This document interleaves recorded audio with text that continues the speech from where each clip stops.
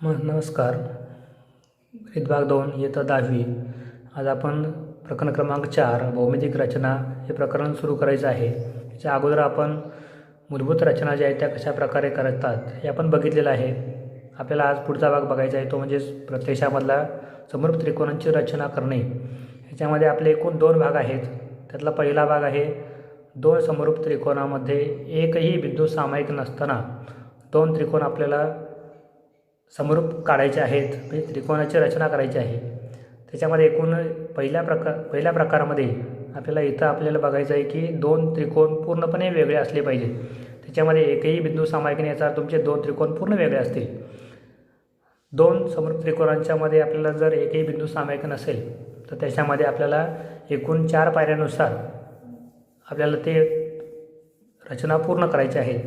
आपल्याला पहिली पायरी अशी असणार आहे, 2 समरूप त्रिकोण शिरोबिंदूंच्या संगतीनुसार लिहिणे. आता याला आपल्याला अर्धा मार्क असणार आहे.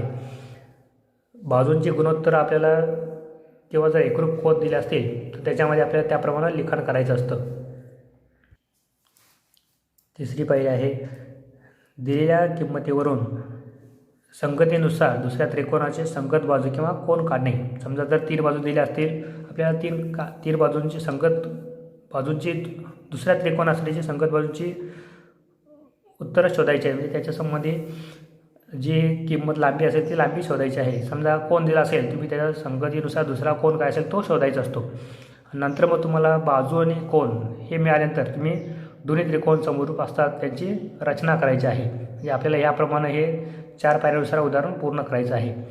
आपल्याला एकूण 4 पायऱ्या त्या पहिल्या प्रकारासाठी आहेत. आपल्याला आता त्यातलं एक उदाहरण बघायचं आहे.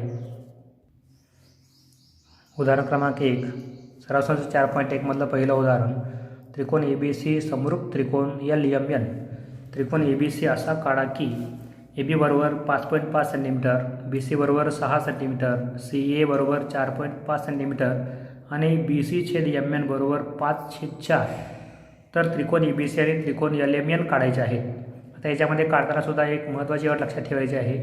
सगळ्यात पहिला आपल्याला प्रकार ओळखायचा असतो. याच्यामध्ये पहिलं त्रिकोणाचं नाव आहे ABC, दुसऱ्या त्रिकोणाचं नाव आहे LMN.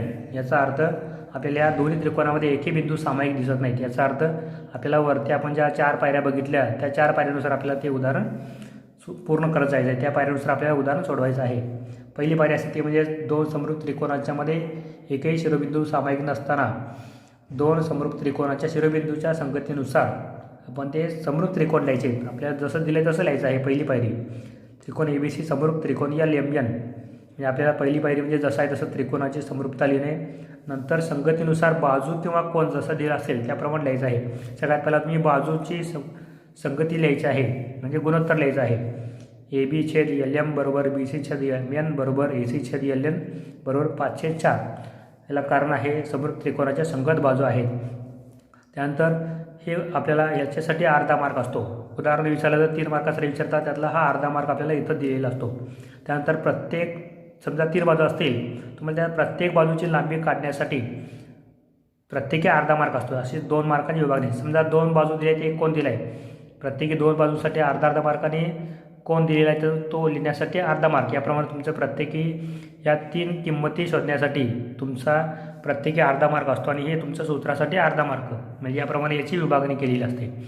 आता पहिलं आपलं दिलेलं आहे ते असं आहे, AB/LM आणि आपल्याला याची किंमत दिलेली आहे ती दिलेल्या माहितीप्रमाणे 5/4. मग आपण इथं बाजूला लिहून घेतलं, कारण आपल्या याचे उत्तर शोधायचं आहे. एक दिलेली किंमत आहे, दुसरी शोधायची आहे. ABची आपण किंमत दिली 5.5/LM बरोबर 5/4. जसं आहे तसं लिहून घेतलं. नंतर आपण हे जर खाली सोडवत गेलो तर आपल्याला असं लक्षात येतं की LMची किंमत शोधण्यासाठी ती छेदामध्ये आहे. याचा अर्थ आपल्याला हे अंशामध्ये घ्यायचं म्हटलं की आपल्याला हा सुद्धा अपूर्णांक उलट करावा लागेल, याचा व्यस्त करावा लागेल. मग आपण याचा व्यस्त लिहिलेला आहे. ही सगळ्यात सोपी बारी लक्षात ठेवायची आहे. जसं आहे तसं लिहून घेतलं की तुम्हाला जी विचारलेली किंमत असेल छेदामध्ये असेल तर सगळ्यात पहिला तुमचा जो दिलेला अपूर्णांक आहे त्याचा व्यस्त करून घेणे आणि हा राहिलेला जो आहे तो फक्त गुणाकारामध्ये घेणे. आपल्या इथं असं दिसतं की आता 4/5 आणि गुणिले 5.5 आहे, म्हणजे आपल्याला 5च्या पाण्यामधली संख्या इथं पुढं दिसते. हे पहिला आपण त्याचा भागाकार केला तर उत्तर 1.1 मिळेल आणि मग तुम्ही 1.1ला 4ने गुणाकार केला, उत्तर 4.4 मिळतं. म्हणजे आपली ही पहिली किंमत मिळाली LM. त्याप्रमाणे आपण दुसरं बघितलं तर आपल्या एम एच शोधायच्या याचा अर्थ हा जो दिला आहे आपल्या त्याचा व्यस्त केला आणि गुणिले इथं असणारा 6 केला. आपल्याला याचा गुणाकार केल्यानंतर उत्तर जे मिळणार आहे गुणाकार आणि भागाकार केल्यानंतर ते उत्तर मिळेल 4.8 सेंटीमीटर. पुढचं उत्तर आपल्याला लिहिण्यासाठी जर आपण बघितलं तर तिसरं गुणोत्तर लिहून घेतलं, किंमत लिहिली आणि आपण जर उत्तर शोधलं तर LN बरोबर व्यस्त केला आणि गुणिले 4.5 लिहिलं तर तुमचं इथं उत्तर मिळणार आहे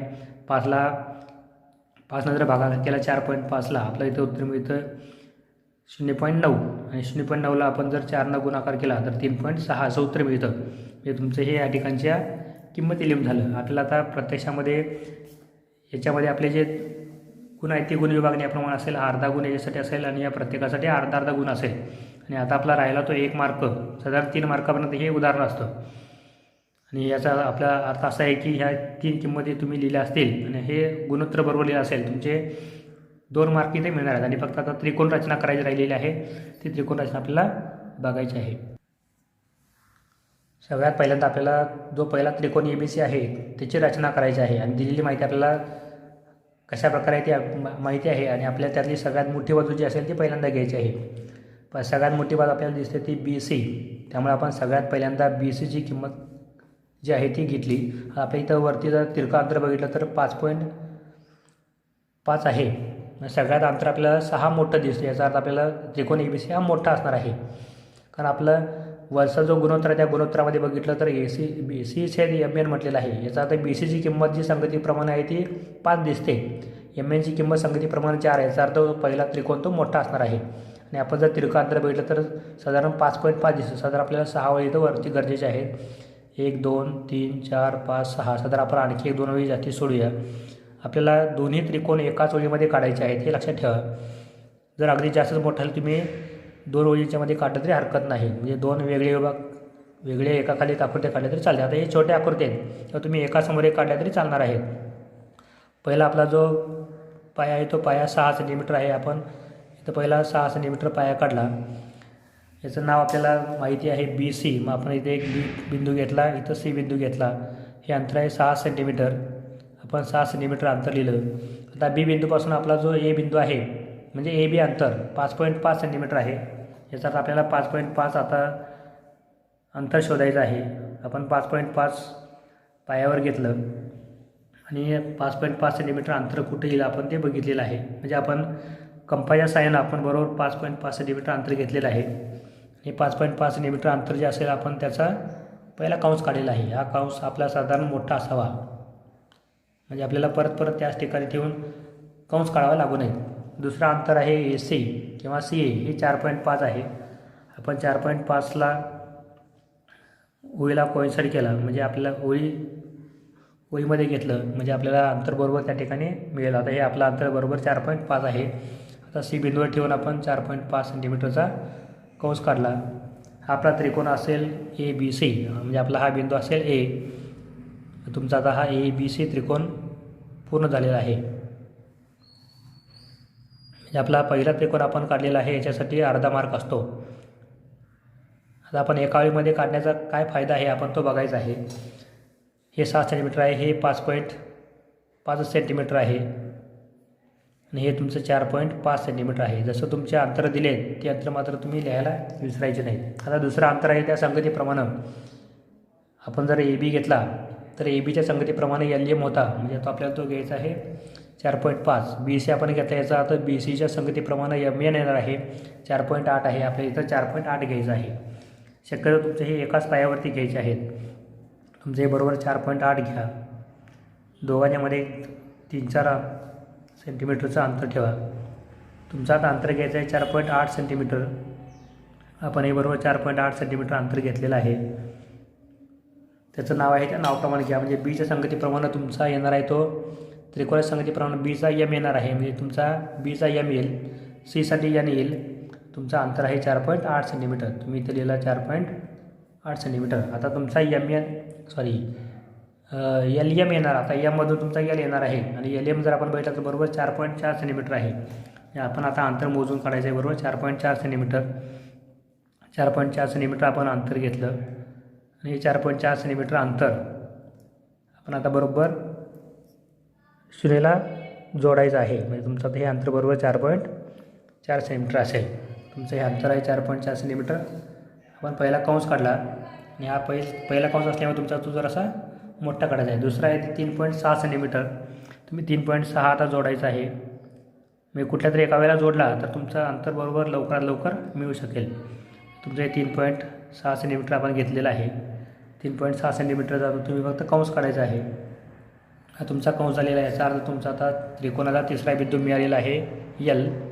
आपला यल बिंदू असेल आणि आता फक्त आपल्याला हे जोडायचं राहिलेलं आहे. म्हणजे आपला आता आपण हे जोडलं तर याचा जो अर्धा मार्क आहे आपल्याला तो सुद्धा अर्धा मार्क मिळू शकतो. म्हणजे तुमचा आता हा भाग या ठिकाणी त्रिकोण LMN पूर्ण झालेला आहे. म्हणजे तुमचा आता एकूण 2 त्रिकोण काढायचे होते. आपण ते दोन्ही त्रिकोण इथं पूर्ण केलेले आहेत. हा तुमचा त्रिकोण LMN आहे. संगतीप्रमाणे तुमचा ABC त्रिकोण आहे. आता आपल्याला जे अंतर सांगितले ते आपण अंतर लिहायचे आहेत. हे आहे 4.4 सेंटीमीटर अंतर. दुसरं आहे ते 3.6 सेंटीमीटर अंतर. म्हणजे तुमचे हे अंतर त्याप्रमाणे पूर्ण झालेले आहेत. जे आपला हा त्रिकोण आहे. आता आपल्याला यामध्ये फक्त रचना करताना एक लक्षात ठेवायचं आहे. तुमचे जर ह्या पाय एका ठिकाणी असेल तर तुमची ही बाजू याला समांतर असली पाहिजे, ही बाजू याला समांतर असली पाहिजे. जर समजा समांतर नसेल याचा अर्थ तुमचं त्या ठिकाणी काही ना काहीतरी चुकलेलं असेल. तुम्ही मात्र हे संगतीप्रमाणे बघणं गरजेचं आहे. बीची संगती एमला आहे, सीची संगती एनला आहे. त्यामुळे ते बरोबर त्याप्रमाणे घ्यायचं. जर तुम्ही उलटं सुलटं घेतला तर तुम्हाला हे समांतर बाजू येणार नाही. त्यामुळे संगतीप्रमाणे घेत गेलात तर तुमचं चुकलं की बरोबर लक्षात येतं. समजा तुमचं एखादं अंतर चुकलं तर तुमचा हा बिंदू बरोबर याला संगतीप्रमाणे येणार नाही. म्हणजे याचा अर्थ काय होणार आहे, हा कमी जास्त झाला तर तुमचं यातला एक बिंदू जर चुकला, थोडा वरती किंवा खाली गेला तर तुमचं हे 2 समांतर मिळणार नाही. आता याचा अर्थ हे 2 समांतर दिसतात म्हणजे आपली आकृती बरोबर आहे. आपण आणखी एक उदाहरण घ्यायचं आहे. प्रश्न क्रमांक 3. म्हणजे दोन्ही एकाच प्रकारचे उदाहरण असल्यामुळे आता हे एकाच प्रकारचे उदाहरण मी घेतलेले आहेत. पहिला तिसरा उदाहरण आहे त्रिकोण RST समरूप त्रिकोण XYZ. त्रिकोण RST मध्ये RS बरोबर 4.5 सेंटीमीटर, कोण RST बरोबर 40 अंश, ST बरोबर 5.7 सेंटीमीटर आणि RS/XY बरोबर 3/5. तर त्रिकोण RST व त्रिकोण XYZ काढा. आता याच्यामध्ये तुमचं एक गुणोत्तर नक्की दिलं असणं गरजेचं आहे. एक त्रिकोण रचना करण्यासाठीच्या 3 आवश्यक माहिती दिलेल्या आहेत आणि तुमचं एक गुणोत्तर दिलेलं आहे. सगळ्यात पहिली आपली पायरी असते त्याप्रमाणे आपण बघायचं आहे. पहिली पायरी जी आहे त्यामध्ये आपल्याला काय करायचं असतं तर त्यामध्ये समरूपता लिहायची असते. दुसऱ्या पायरीमध्ये तुम्ही गुणोत्तर लिहायचं असतं आणि दुसऱ्या पायरीमध्ये आपण सांगितलेलं आहे की बाजूंची गुणोत्तर लिहून जर एकरूप कोण असतील तर एकरूप कोण लिहायचे आहेत. म्हणजे आपल्याला इथं एकूण 2 पायऱ्या लिहाव्या लागतील. पहिल्या उदाहरणामध्ये आपल्याला फक्त बाजू होत्या 3. आता आपण इथं मात्र बाजूने कोण दोन्ही आहेत त्यामुळे आपण त्याप्रमाणे लिहायचे आहेत. 3 बाजू लिहिण्या गरजेच्या आहेत. पहिल्या सूत्रासाठी कणाला अर्धा मार्क आहे. RS/XY बरोबर ST/XYZ बरोबर RT/XZ बरोबर 3/5. म्हणजे गुणोत्तर आपलं लिहिलं. समृद्ध त्रिकोणाची संगत बाजू आपल्या इथं जे आपलं या ठिकाणी महत्त्वाचं कारण आहे ते कारणसुद्धा आपण लिहिणं गरजेचं आहे. आपल्याला एकच कोण दिला आहे त्यामुळे त्या संगतीप्रमाणे कोण कुठला आहे आपण तो लिहिला आहे. इथं S आहे, Sच्या प्रमाणे आपल्याला Y मिळतो आपण तो तिथं लिहिलेला आहे आणि त्याचं मापसुद्धा लगेच लिहायचं आहे. यासाठी अर्धा मार्क आहे. आणि आता आपल्याला फक्त त्या तिघांच्या ऐवजी 2 बाजू असल्यामुळे आपण आता 2 बाजू फक्त लिहायचे आहेत. म्हणजे ज्यांची आपल्याला किंमती काढायची आहेत तेवढंच फक्त लिहायचं आहे. आपल्या इथं RS आणि ST ह्या दोघांच्या किंमती माहीत असल्यामुळे तुम्ही ती 2 गुणोत्तर घ्यायचे आहेत. आता RTची किंमत आपल्याला इथं गरजेची नाही. आपण परत किंमत दिलेल्या म्हणजे 2 गुणोत्तर वेगळी लिहून घेतली. RS/XY बरोबर 3/5, ST/YZ बरोबर 3/5. म्हणजे आपण इथं आता गुणोत्तर लिहून घेतली. त्यानंतर आपल्याला उदाहरण सोडवायचं आहे कारण याच्यामध्ये उदाहरण सोडवणं गरजेचं असतं. 4.5 किंमत लिहून घेतली. XY बरोबर 3/5. 5.7 किंमत लिहिली. YZची किंमत शोधावी लागेल 3/5. आता आपण इथं बघितलं की छेदामध्ये किंमत विचारलेली. याचा अर्थ पहिला पूर्णांकाचा व्यस्त करायचा आहे आणि गुणोत्तराची पुढची किंमत इथं लिहायची आहे. आता आपल्याला भागाकार करताना शक्य आहे. 3च्या पाड्यामध्ये 4.5 आहे म्हणजेच तुमचं इथं 1.5 उत्तर मिळेल. म्हणजेच 15×45 15 याचा 1.5 होईल. 15 गुणिले 5 म्हणजेच 15×5 = 75. पॉईंटचा विचार केला की 7.5 उत्तर मिळतं. म्हणजे आपल्याला पहिली किंमत मिळाली.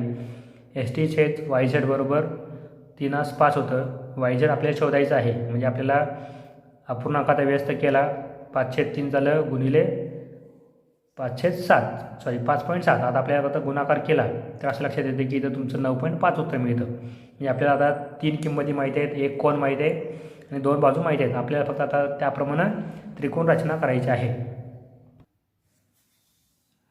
आता त्रिकोण रचना आपल्याला करताना RST हा एक त्रिकोण काढायचा आहे आणि दुसरा XYZ काढायचा आहे. आता RS ही एक बाजू दिलेली आहे, ST ही दुसरी बाजू दिलेली आहे आणि त्या दोघांच्या मध्ये सामायिक असणारा कोण दिलेला आहे 40 अंशाचा. याचा अर्थ सगळ्यात पहिला आपल्याला पाया काढावा लागेल आणि पाया काढताना एक लक्षात घ्यायचं आहे, जो मोठा असेल ती बाजू तुम्ही पाया म्हणून घ्यायची आहे. आता इथं आपल्याला 5.7 सेंटीमीटर इतकी तुमची लांबीच असणारा पाया असणार आहे ST. आता आपण इथं कोण S असल्यामुळं तुम्ही आता S बाजूही डावीकडे घ्यायची आहे. आपण इथं बाजूला घेतलं, साधारण आपल्याला 7.5 म्हटलेलं आहे, 9.5 आहे. जर आपल्याला जरा 2 ओळींच्यामध्ये साधारण एकाखाली एक आपल्याला काढणं गरजेचं आहे, कारण 9.5 म्हटलं पाया तुमचा इथं 7.5 आहे. तुमचा दोन्ही एका वेळीमध्ये येणं शक्य नाही, त्यामुळे तुम्ही आता एक आकृती वरती आणि दुसरी आकृती खाली काढायची आहे. आता आपण साधारण मध्यभागी काढायला हरकत नाही. पहिला आहे ते XY, तुमचा आता इथं उत्तर तुमचा जो गुणोत्तराचा भाग बघितला तर XYची किंमत तुम्हाला 5 दिसते. याचा अर्थ हा मोठा आहे. तेव्हा आता आपण जर पहिलं गुणोत्तर बघितलं तर पहिली बाजू बघितली तर 5.7 आहे, तिरकांतर 4.5 आहे. म्हणजे आपल्याला साधारण 5 ओळी गरजेच्या आहेत. आपण 5 ओळी वर्ण सोडल्या, 1 2 3 4 5, त्याच्यापेक्षा आपण आणखी एक ओळ सोडली. जरासं डावीकडे काढा, म्हणजे आपल्याला खालची आकृती काढण्यासाठी जी मोठी जागा लागेल ती आपल्याला उजव्या बाजूमध्ये ठेवता येईल. आपला सगळ्यात बाजू ST होता 5.7, आपण इथं 5.7 काढलं. 5.7 सेंटीमीटर आपण अंतर घेतलं आणि 5.7 सेंटीमीटर अंतर घेतल्यानंतर आपल्याला तिथं लिहायचं आहे कोण पाहिजे होता S. मग आपण इथं लिहिला S, हा तुमचा बाजू असेल T. हे अंतर आहे 5.7 सेंटीमीटर आणि आपल्याला आता कोण काढावा लागणार आहे तो S हा दिला 40 अंशाचा. याचा अर्थ आपल्याला जर आपण कोण मापक ठेवला तर आपल्याला जिकडं T दिसणार आहे त्या बाजूला आपल्याला मोजायचं आहे आणि आपल्याला काढायचं आहे ते अंतर कोण काढायचं आहे 40 अंश. आपण इकडून मोजलं 0 असणारं 10 20 30 40, आपला हा 40 अंशाचा कोण असेल. मग तुमचा हा त्या ठिकाणी S वरून काढलेला 40 अंशाचा कोण असेल तो पहिला पूर्ण करायचा आहे.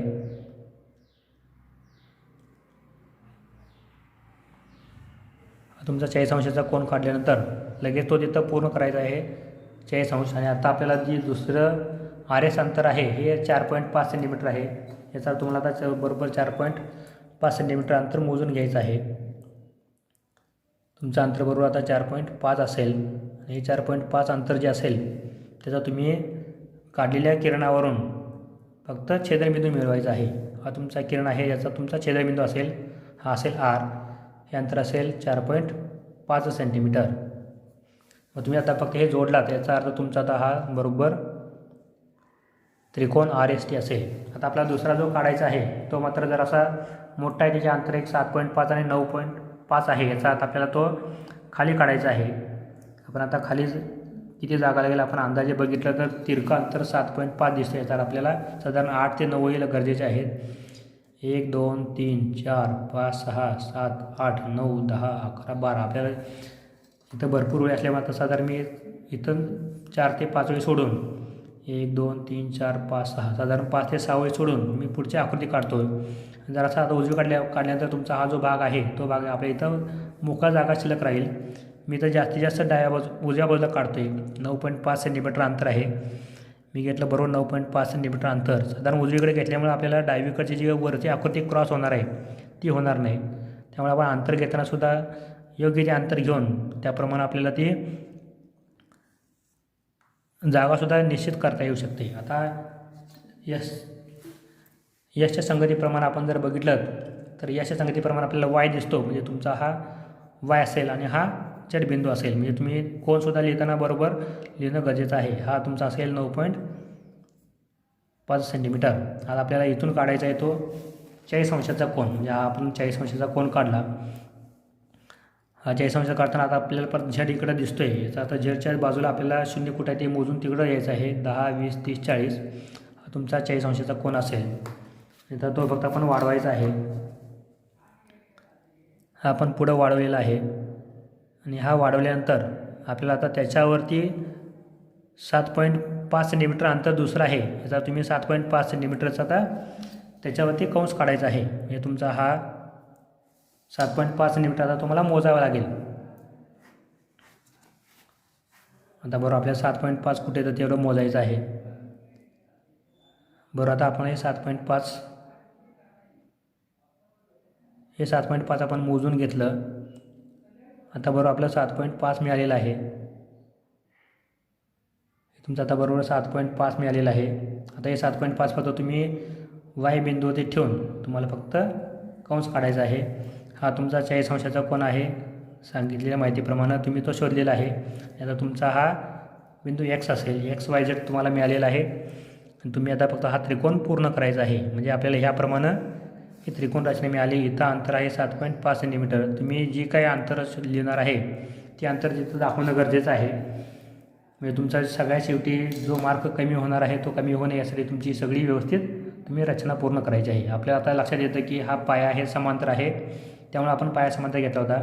हा 40 अंश, हा 40 अंश आहे. याचा अर्थ काय, तुमचा हा सुद्धा बरोबर 40 अंश, म्हणजे हे समांतर झालं आणि हे समांतर आहे. म्हणजे तुमच्या तिन्ही बाजू एकमेकाला समांतर असेल संगतीप्रमाणे, याचा अर्थ तुमची आकृती बरोबर आहे. जर समजा तुमच्या संगतीप्रमाणे जर शिरोबिंदूंच्या मध्ये तुमच्या बाजू ज्या येतात त्या समांतर नसतील तर लक्षात ठेवायचं आहे तुम्ही कुठेतरी नक्की चुकलेला असाल. म्हणजे त्याचा क्लू आहे, ज्या समांतर आपण काढले असेल त्या समांतर तिन्ही बाजू एकमेकाला समांतर आले पाहिजे. संगतीप्रमाणे मात्र ते तुम्ही काढणं गरजेचं आहे. जर संगतीच्या उलटं सुलटं केला तर तुम्हाला समांतर मिळणार नाही. त्यामुळे आपण काढताना संगतीप्रमाणे काढायचं, जेणेकरून आपलं उत्तर बरोबर येईल आणि आपल्याला खात्री करता येईल. आता एसच्या संगतीप्रमाणे वाय आहे, आजच्या संगतीप्रमाणे एक्स आहे, टीच्या संगतीप्रमाणे झेड आहे आणि आपल्याला बरोबर त्या सगळ्या बाजू एकमेकाला समांतर दिसतात. म्हणजे RSला XY समांतर दिसतो. आपण ST आणि YZ समांतरच काढलेला आहे मुद्दाम, आणि तुमचा XZ आणि RTसुद्धा समांतर आहे. याचा अर्थ तुमची ही आकृती बरोबर आहे. आणि आपण याप्रमाणे एक 3 मार्काचं उदाहरण कशा प्रकारे सोडवायचं हे बघितलेलं आहे. हा त्याचा पहिला प्रकार आहे.